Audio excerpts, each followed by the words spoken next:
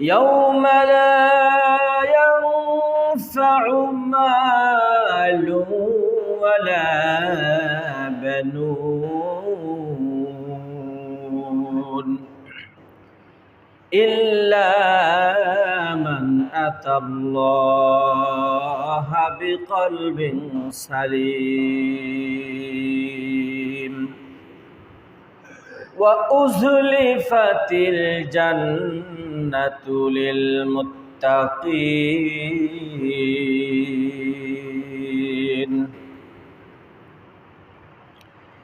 إن الله وملائكته يصلون على النبي يا أيها الذين آمنوا صلوا عليه وسلموا تسليما দুইটি জিনিসের সমন্বয়ে দুইটি বিষয়ের সমন্বয়ে রব্বুল আলামিন মানবকে সৃষ্টি করেছেন, মানুষকে সৃষ্টি করেছেন। দুইটি উপাদান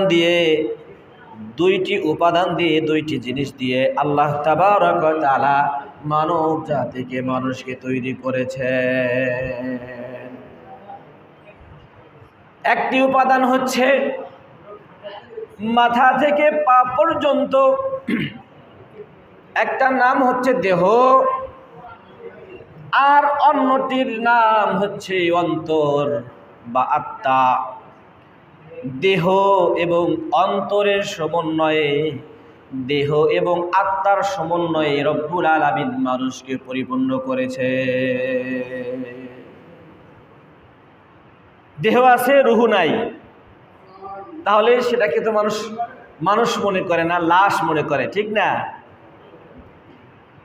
মৃত বডি মনে করে।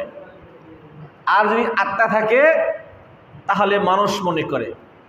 আবার অনেক মানুষের আত্মা আছে ঠিকই, কিন্তু আত্মা পরিশুদ্ধ না, আত্মা সুন্দর না। সে দুনিয়ায় যত প্রকার খারাপ কাজ আছে সমস্ত খারাপ কাজ করে, তখন মানুষ তাকে ভালো মানুষও বলতে পারে না। তাহলে পরিশুদ্ধ মানুষ হওয়ার জন্য আত্মাকে পরিশুদ্ধ করার দরকার।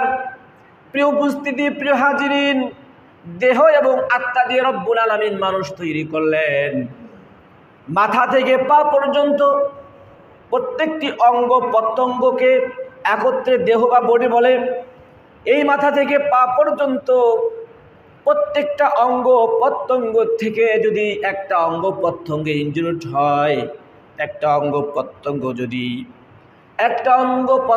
যদি আক্রান্ত হয়, আঘাতপ্রাপ্ত হয়, তাহলে সম্পূর্ণ দেহ কিন্তু নষ্ট হয়ে যায় না। যে অঙ্গটা আঘাত পায় সেই অঙ্গটাই শুধু অসুস্থ হয় বা নষ্ট হয়, আর সারা শরীর ভালো থাকে। কিন্তু রব্বুল আলামিন যে দেহর মধ্যে অন্তর দিয়েছেন, এই অন্তরটা যদি নষ্ট হয়ে যায়, এই অন্তরটা যদি খারাপ হয়ে যায়, তাহলে সম্পূর্ণ মানুষই খারাপ হয়ে যায়।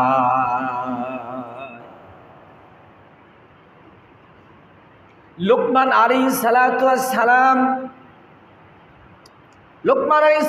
সালামকে তার মুরিদ বলল, ও লোকমান, লোক মুখে শুনেছি তুমি নাকি অনেক মেধাবী, অনেক জ্ঞানী, দূর দূরান্ত থেকে মানুষ এসে তোমার বক্তব্য শোনে, তুমি নাকি সুন্দর সুন্দর কথা বলো, লোকেরা তোমার প্রশংসা করে, তুমি নাকি অনেক জ্ঞানী।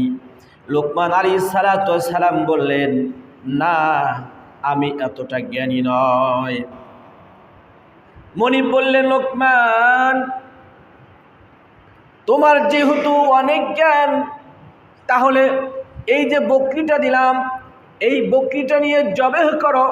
জবেহ করার পরে এই বকরির মধ্যে সবচাইতে উৎকৃষ্ট মানের, সবচাইতে ভালো মানের যেই অংশটা, সেই অংশটা তুমি নিয়ে আসো। লোকমান আলাইহিস সালাম বকরি নিয়ে জবেহ করলেন। জবেহ করার পরে কলিজা নিয়ে আসলেন। কলিজা নিয়ে আসে মুনিবকে বললেন, এই মুনিব নাও, এই যে আপনার জন্য কলিজা নিয়ে এসেছি, উৎকৃষ্ট মানের বস্তু নিয়ে এসেছি। লোকমান হাকিমের মনিব বললেন, লোকমান আসলেই তো তুমি জ্ঞানী। এরপরে কিছুদিন পরে আমার লোকমান আলাইহিস সালামের মনিব লোকমান আলাইহিস সালামকে বললেন, লোকমান যাও, এই যে আজকে বকরিটা নিয়ে যাও, বকরিটা জবাহ করে নিয়ে জবাহ করে সব চাইতে খারাপ বস্তু যেটি, সব চাইতে নিকৃষ্ট বস্তু যেটি, সেটা নিয়ে আসো। লোকমান আলাইহিস সালাম সেদিনও বকরি জবাহ করে কলিজাই নিয়ে আসলেন। কলিজা নিয়ে এসে লোকমান হাকিম তার মনিবকে দিলেন। লোকমান হাকিমের মনিব বলল, লোকমান আমি ভেবেছিলাম আসলে তুমি জ্ঞানী, আসলে তো তুমি জ্ঞানী না। যখন উৎকৃষ্ট মানের জিনিস আনতে বললাম তখন তুমি কলিজা নিয়ে আসলে, আবার যখন নিকৃষ্ট মানের বস্তু নিয়ে আসতে বলেছি তখন কলিজা নিয়ে আসলে, তাহলে তো তুমি জ্ঞানী নয়। লোকমান আলাইহিস সালাম বললেন, মনিব একটা দেহের মধ্যে কলিজাই হচ্ছে সবচাইতে উৎকৃষ্ট মানের, আবার সবচাইতে নিকৃষ্ট মানের। এই কলিজা যদি ভালো থাকে তাহলে পুরা দেহটাই ভালো থাকে, আর কলিজা যদি নষ্ট হয়ে যায় সম্পূর্ণ দেহটাই নষ্ট হয়ে যায়। তখন মানুষ তাকে আর মানুষ বলে না, তখন তাকে মানুষেরা সকলে ঘৃণা করতে থাকে, আর তখন মানুষকে সবাই তাকে তখন ঘৃণা করতে থাকে, তখন আর ভালো মানুষ মনে করে না। সুবহানাল্লাহ। তাহলে মানুষের অন্তরের মধ্যে রব্বুল আলামিন মানুষকে দেহ দিয়ে তৈরি করলেন, আর দেহর মাঝখানে একটি অন্তর দিলেন। দেহ আর মনের সমন্বয়ে রব্বুল আলামিন মানুষকে তৈরি করলেন। এই মানুষের মধ্যে যদি দেহ ভালো থাকে মানুষটা ভালো থাকে, আর দেহ বা অন্তর যদি ভালো থাকে মানুষটা ভালো থাকে, আর অন্তর যদি নষ্ট হয়ে যায় তাহলে সম্পূর্ণ মানুষটাই নষ্ট হয়ে যায়। আল্লাহ রাসূল সাল্লাল্লাহু আলাইহি সাল্লাম বলেছেন, জেনে রাখো মানুষের মধ্যে একটা অংশ আছে, একটা মাংসপিণ্ড আছে। ওই মাংসপিণ্ডটা যদি খারাপ হয়ে যায় তাহলে সম্পূর্ণ মানুষটাই খারাপ হয়ে যায়, আর ওই মাংস টুকরা যদি ভালো থাকে তাহলে সম্পূর্ণ মানুষটাই ভালো থাকে। আর জেনে রেখো ওই মাংস টুকরাটা হচ্ছে অন্তর বা কলব, কলিজা। সুবহানাল্লাহি ওয়া বিহামদিহি, সুবহানাল্লাহিল আযীম। প্রিয় উপস্থিতি, প্রিয় হাজিরিন, কাজেই অন্তরকে যদি আমরা পরিশুদ্ধ করতে পারি, অন্তরকে যদি সুন্দর করতে পারি, তাজকিয়া পবিত্র পরিশুদ্ধ করতে পারি, তাহলে আমাদের প্রত্যেকটা আমল আল্লাহ রাব্বুল আলামিনের কাছে গৃহীত হবে। সুবহানাল্লাহ। প্রিয় উপস্থিতি, প্রিয় হাজিরিন,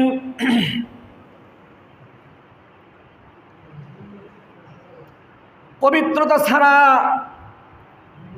বান্দার কোনো আমলই আল্লাহ রাব্বুল আলামিন গ্রহণ করেন না, কবুল করেন না। আমল কবুলের পূর্ব শর্তই হচ্ছে পবিত্রতা অর্জন করা। পবিত্রতা অর্জন করার মাধ্যমে রব্বুল আলামিন বান্দার আমল কবুল করে থাকে। প্রিয় উপস্থিতি, প্রিয় হাজিরিন, তাহলে আত্মশুদ্ধির গুরুত্ব কি?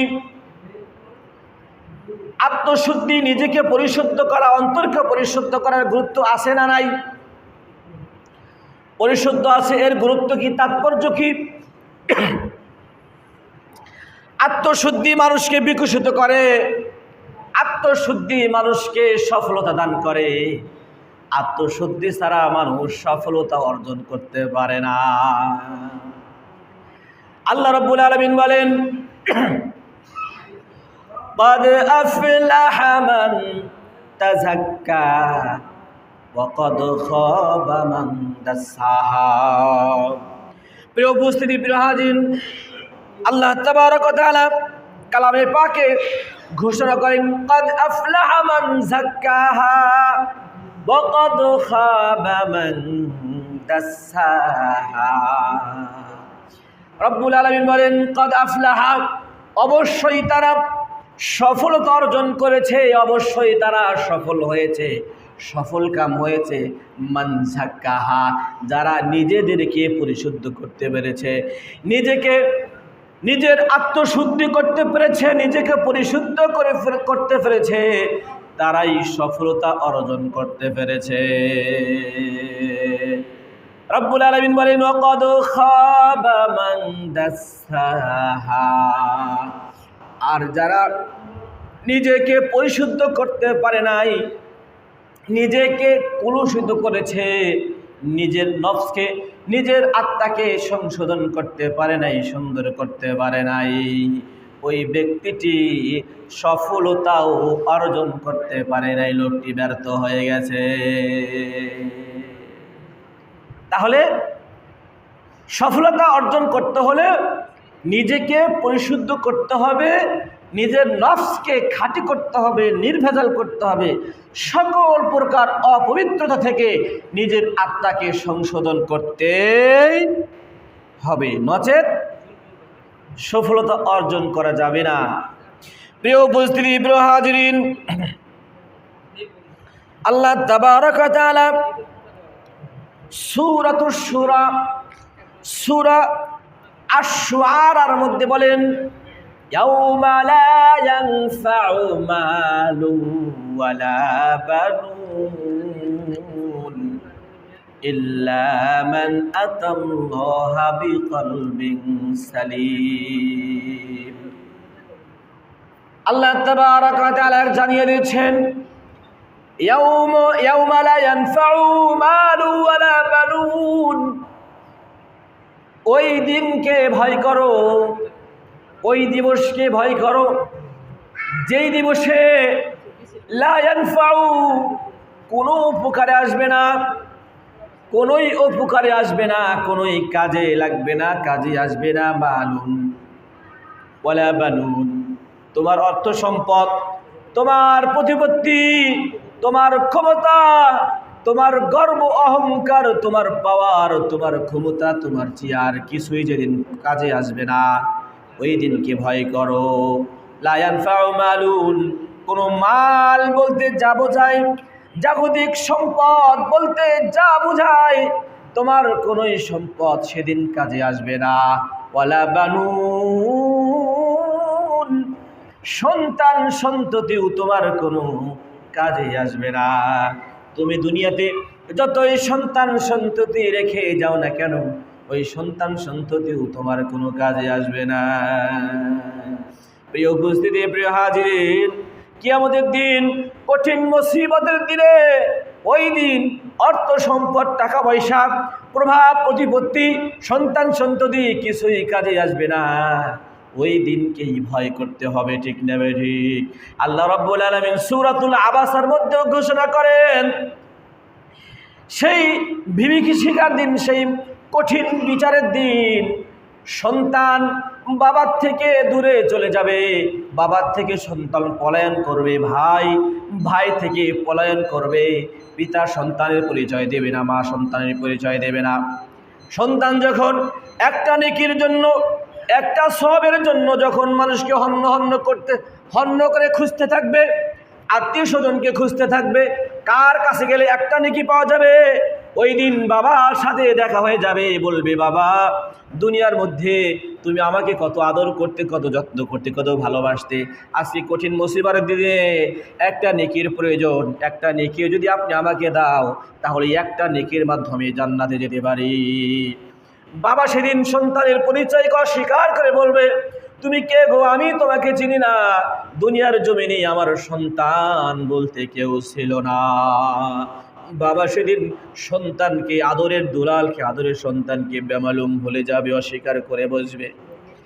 সেখান থেকে নিরাশ হয়ে খুঁজতে থাকবে, খুঁজতে খুঁজতে মার সাথে যখন দেখা হয়ে যাবে, মাকে ডেকে বলবো, আমার মা, দুনিয়ার মধ্যে আপনি কত কষ্ট করে আমাকে গর্ভধারণ করেছেন, 10 মাস 10 দিন গর্ভে কষ্ট করে আমাকে লালন পালন করেছেন, ভূমিষ্ঠের সময় কত কষ্ট করেছেন, এরপরে ভূমিষ্ঠ হওয়ার পরে কত কষ্ট করে তিল তিল করে আপনি আমাকে মানুষ বানিয়েছেন, ও মা, আজকে এই কঠিন মুসিবতের দিনে একটা নেকির প্রয়োজন।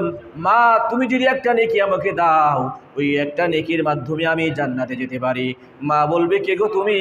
আমি তো তোমাকে চিনি না, দুনিয়ার জীবনে তো আমার বিবাহই হয় নাই। সেখান থেকেও মাহরুম হয়ে খুঁজতে থাকবে। ভাইয়ের সাথে দেখা হয়ে যাবে, জোরের ভাই, আদরের ভাইয়ের সাথে দেখা হয়ে যাবে। ভাইয়ের কাছে যখন নেকি যাবে, ভাইও সেদিন তাকে নেকি দিতে অস্বীকার করবে। ভাইও সেদিন ভাইকে অস্বীকার করবে, বলবে যে আমার দুনিয়াতে কোনো ভাই ছিল না, একটা নেকি দেওয়া লাগবে, এই একটা নেকি দেওয়া লাগবে, এই জন্যই ভাইকে অস্বীকার করে বসবে। সন্তানের সাথে দেখা হয়ে যাবে, সন্তানের কাছে যখন দেখা হয়ে যাবে, সন্তান কেউ বলবে একটা নেকি আমাকে দাও। সন্তান বলবে, কে গো তুমি? আমি তো তোমাকে চিনি না। সেই কঠিন মুসিবতের দিনে, ভয়াবহ পরিস্থিতি, জাহান্নামীদেরকে গ্রাস করার জন্য গর্জন করতে থাকবে আর সামনে আগাতে থাকবে। ওই বিভীষিকাময় সেই কঠিন মুসিবতের দিনে মানুষ সবাই ভীত ভয়াবহ হয়ে যাবে। খুঁজতে খুঁজতে প্রাণ প্রিয়তমা স্ত্রীর সাথে সাক্ষাৎ হয়ে যাবে। স্ত্রীকে ডেকে বলবে, ও আমার প্রাণের স্ত্রী, দুনিয়ার জীবনে তোমাকে খুশি করার জন্য, তোমাকে সুখে রাখার জন্য আমি কত কষ্ট করেছি, কত কষ্টই না করেছি তোমাকে খুশি করার জন্য। আজকে এই বিপদের দিনে, মুসিবতের দিনে আমার একটা নেকির প্রয়োজন। তুমি যদি আমাকে একটা নেকি দাও, ওই একটা নেকির বিনিময়ে আমি আজকে জান্নাতে যেতে পারি। ওই দিন স্ত্রীও বেমালুম স্বামীকে ভুলে যাবে, বলবে, কে গো তুমি? আমি তো তোমাকে চিনি না। প্রিয় উপস্থিতি, ওই দিন কিছুই কোনো কাজে আসবে না, না সন্তান সন্ততি, না টাকা পয়সা কাজে আসবে, কোনো পাওয়ার, কোনো ক্ষমতা কিছুই কাজে আসবে না। আল্লাহ রাব্বুল আলামিন সূরা আশ-শূরার মধ্যে এটাকে বলতেছেন, ইয়াউমা লা ইয়ানফাউ মালু ওয়ালা বানুন। তোমার সম্পদ তোমার কোনো কাজে আসবে না, তোমার সন্তান সন্ততি তোমার কোনো কাজে আসবে না, ইল্লা মান আতাল্লাহা বিকলবিন সালিম। হ্যাঁ, ওই দিন কাজে আসবে, তবে ওই দিন কাজে আসবে যদি তুমি ওই দিন পরিশুদ্ধ মন, খাঁটি মন, নির্ভেজাল মন, কলবে সালিম, প্রশান্ত আত্মা নিয়ে, পরিশুদ্ধ আত্মা নিয়ে সেদিন যদি তুমি উপস্থিত হতে পারো, ওই প্রসিদ্ধ আত্মা, প্রশান্ত আত্মাই সেদিন কাজে আসবে, তাছাড়া আর কোনো কিছুই কাজে আসবে না। প্রশান্ত আত্মা নিয়ে যদি তুমি লা ইয়ানফাউ মালু ওয়ালা বানুন ইল্লা মান আতাল্লাহা বিকলবিন সালিম, কলবে সালিম নিয়ে যদি আল্লাহর সামনে দণ্ডায়মান হতে পারো, দাঁড়াইতে পারো, ওয়া উযলিফাতিল জান্নাতু লিল মুত্তাকিন। রব্বুল আলামিন বলেন, মুত্তাকিনদের জন্যই ওদিন জান্নাত দেওয়া হবে। সুবহানাল্লাহ। যারা কলবে সালিম নিয়ে উপস্থিত হবে, যারা মুত্তাকি, তাদেরকে রব্বুল আলামিন সেদিন জান্নাত দেবেন। সুবহানাল্লাহি ওয়া বিহামদিহি, সুবহানাল্লাহিল আযীম। প্রিয় উপস্থিতি, তাহলে আত্মা কিভাবে পরিশুদ্ধ করতে পারবেন? আত্মা কিভাবে পরিশুদ্ধ হয়? আত্মা কিভাবে খাঁটি করতে পারবেন? আত্মাকে খাঁটি করতে হলে যত প্রকার খারাপ, পাপাচার, গর্হিত কাজ, নৈতিকতা বিবর্জিত কাজ যত আছে, সমস্ত প্রকার অন্যায়, অনাচার, পাপাচার ছেড়ে দিয়ে আল্লাহর রাস্তায় ফিরে আসতে হবে। আর বেশি বেশি করে আল্লাহকে স্মরণ করতে হবে, বেশি বেশি করে আল্লাহর জিকির করতে হবে। যারা বেশি বেশি করে আল্লাহকে স্মরণ করবে, আল্লাহর ইবাদত বন্দেগী করবে, জিকির আজগার করবে, এই জিকির আজগারের মাধ্যমেই সেদিন তারা তাদের আত্মাকে পরিশুদ্ধ করতে পারবে, খাঁটি করতে পারবে। সুবহানাল্লাহ। তাহলে আমরা তো নিজেদের নফস, আত্মাকে পরিশুদ্ধ করতে পারবো না। কোরআন তেলাওয়াতের মাধ্যমে সর্বোত্তম নফল ইবাদত হচ্ছে কোরআন তেলাওয়াত, সর্বোত্তম জিকির হচ্ছে কোরআন তেলাওয়াত। কোরআন তেলাওয়াতের মাধ্যমে আমরা আমাদের অন্তরকে পরিশুদ্ধ করতে পারবো না ইনশাআল্লাহ? পারবো কি না? ইনশাআল্লাহ।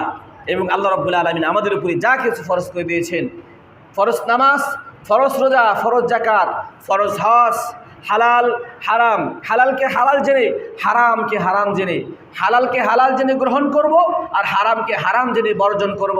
পর্দা পশিদা এবং দিনের যে মৌলিক বিষয়গুলো আছে সমস্ত মৌলিক বিষয়গুলো পালন করে আল্লাহ রাব্বুল আলামিন সন্তুষ্টি অর্জন করতে পারবো তো ইনশাআল্লাহ।